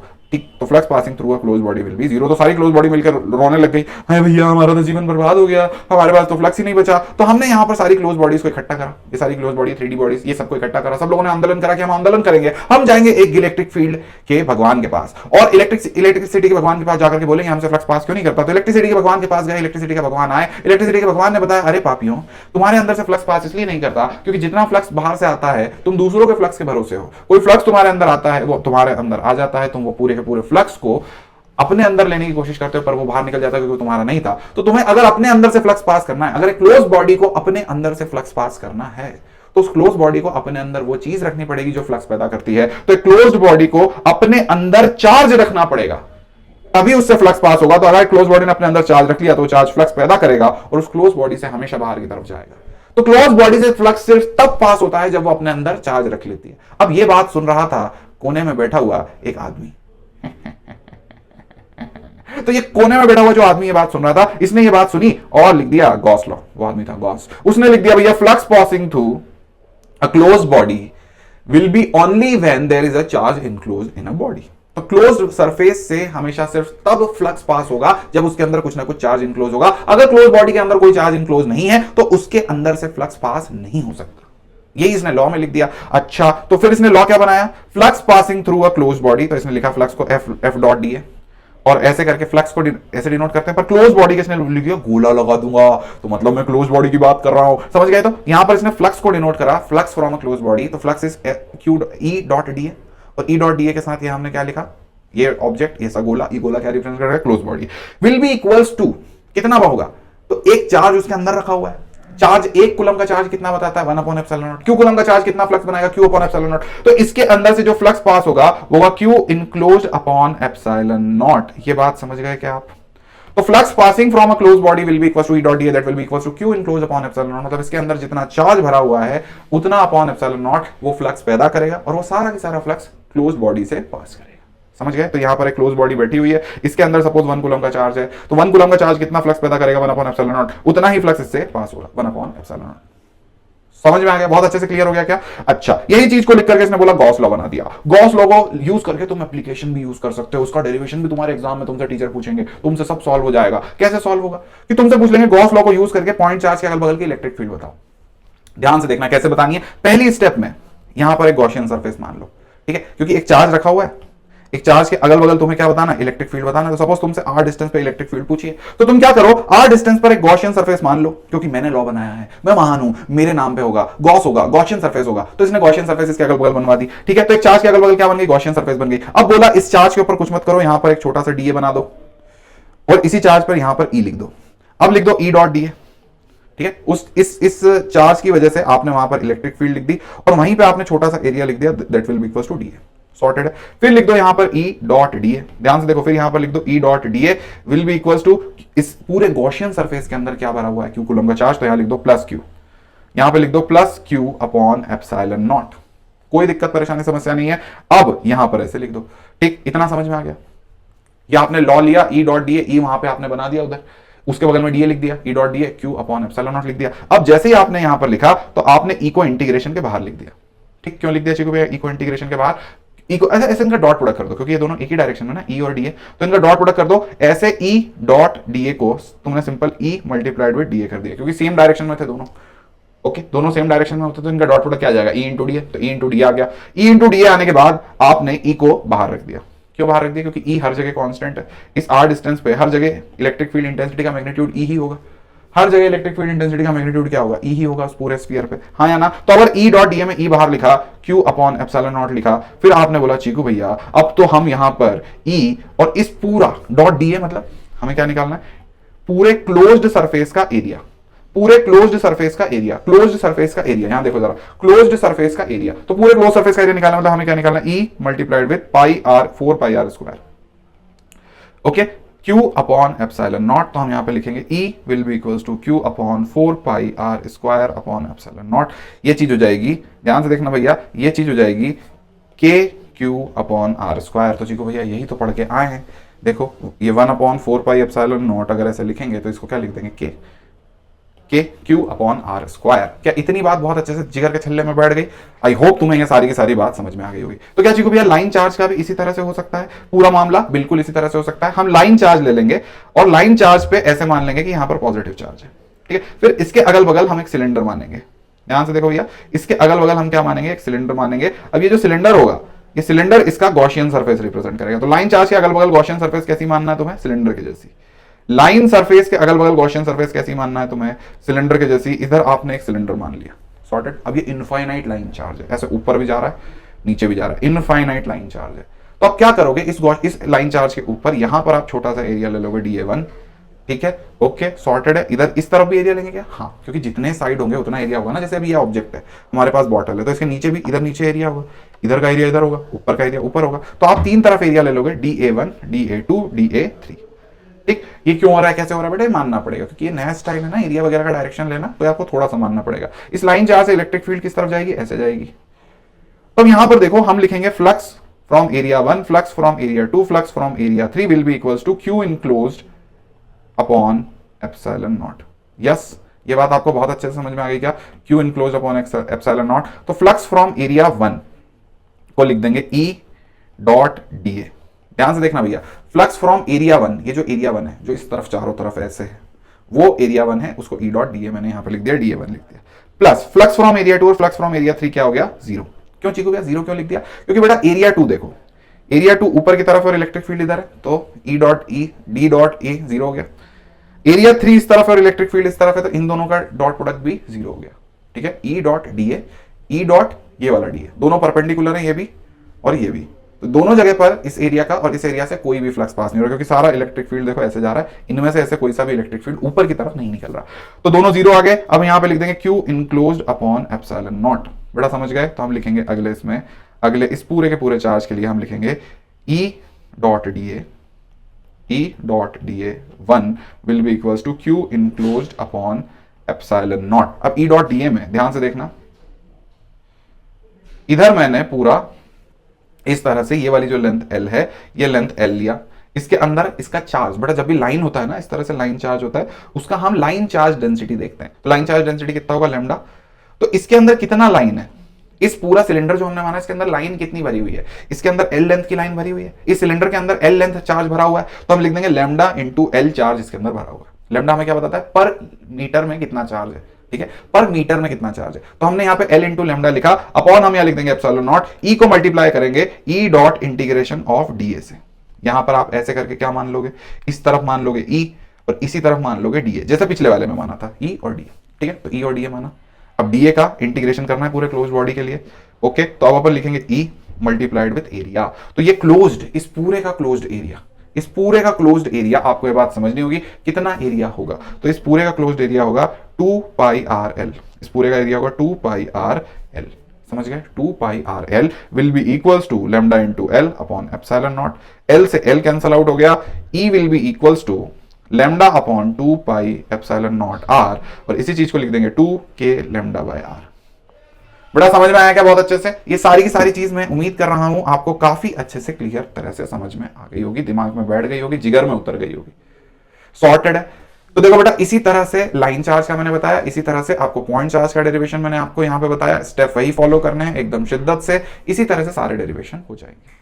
तो अब आखिरी चीज होलोस्फीयर के बारे में और देख लेते हैं। तो होलोस्फीयर के अंदर भी सिमिलर तरह से होगा। ध्यान से देखो, होलोस्फीयर के अंदर हम 2 बार गॉसियन सरफेस इमेजिन करेंगे, क्योंकि होलोस्फीयर में हमें एक बार अंदर भी पता करना है, एक बार बाहर भी पता करना है। तो होलोस्फीयर में एक बार जो गॉसियन सरफेस पता चलेगी वो अंदर की पता चलेगी, एक बार जो गॉसियन सरफेस पता चलेगी वो बाहर की पता चलेगी। तो अंदर की गॉसियन सरफेस देखो, अंदर r डिस्टेंस और बाहर r डिस्टेंस। इस होलो स्फीयर पे सपोज चार्ज हमने दे रखा है, कुछ चार्ज q दे रखा है, ठीक है। तो एक बार मैं इनसाइड के लिए सॉल्व करूंगा। पूरा सवाल कैसे सॉल्व होगा? इनसाइड के लिए। इनसाइड के लिए लिखूंगा मैं, इनसाइड के लिए लिखूंगा, देखो, electric field inside dot dA will be equals to q enclosed upon epsilon naught, ऐसे करके लिखेंगे फ्लक्स। पर इनसाइड में q इनक्लोज्ड 0 है। बेटा देखो, क्या इनसाइड में इसके अंदर कोई चार्ज है? क्या इस चीज के अंदर कोई चार्ज है? क्या इनसाइड हमने यहां पर देखो, इस हमने जो गॉसियन सरफेस मानी है, इनसाइड एक गॉसियन सरफेस मानी है, इस गॉसियन सरफेस के इनसाइड कोई चार्ज है क्या? नहीं, कोई चार्ज नहीं है। तो यहां पर कोई भी चार्ज नहीं है, ये पूरी चीज क्या हो जाएगी? 0 हो जाएगी। तो हमारे पास आ जाएगा E dot dA, E inside dot dA का closed integral will be equals to 0। तो बेटा अपनी गॉसियन सरफेस का एरिया तो 0 है नहीं, तो क्या आ जाएगा? E will be equals to 0। I hope ये बात तुम्हें समझ में आ गई। E किसके बराबर आ गया? 0 के बराबर। अब अगर मैं यही सेम चीज किसके बारे में बात करूं? आउटसाइड के बारे में बात करूं। होलो स्फीयर है, होलो स्फीयर में यही सेम चीज आउटसाइड के बारे में बात कर दी। तो आउटसाइड में के बारे में मैंने ये गॉसियन सरफेस यहां मानी, क्योंकि वो अलग कलर से मान लो, ठीक है, कोई बात नहीं। यहां अलग कलर से मैंने यहां एक गॉसियन सरफेस मानी। अब ये जो गॉसियन सरफेस है, इसका रेडियस r है। इसके ऊपर यहां पर देखो, इस अंदर जो स्फीयर है हमारा होलो स्फीयर, इस होलो स्फीयर का रेडियस कुछ कैपिटल r है और इसके ऊपर चार्ज रखा हुआ है कुछ q। हमसे पूछा गया कि इसके अंदर फ्लक्स कितना होगा, तो हम लिखेंगे E out dot dA will be equals to q enclosed upon epsilon naught. बिल्कुल, हम क्या करेंगे, इसके ऊपर इस तरफ एक इलेक्ट्रिक फील्ड मान लेंगे, इसी तरफ एक छोटा सा एरिया मान लेंगे dA। ओके, हम लिखेंगे E integral close integral dA will be equals to q enclose में पूरा q अपॉन एप्सिलॉन नॉट। इस चीज को लिखेंगे E multiplied with 4 pi r square will be equals to q upon epsilon naught. E will be equals to q upon 4 pi r square upon epsilon naught. तो आ जाएगा kq upon r square. मतलब बिल्कुल जितना point charge होता था उतना ही हमारा वहां पर क्या आ गया? Electric field intensity. तो इस पूरे स्फीयर से अगर r डिस्टेंस पे यहां इलेक्ट्रिक फील्ड इंटेंसिटी निकालेंगे तो वो इतनी आएगी।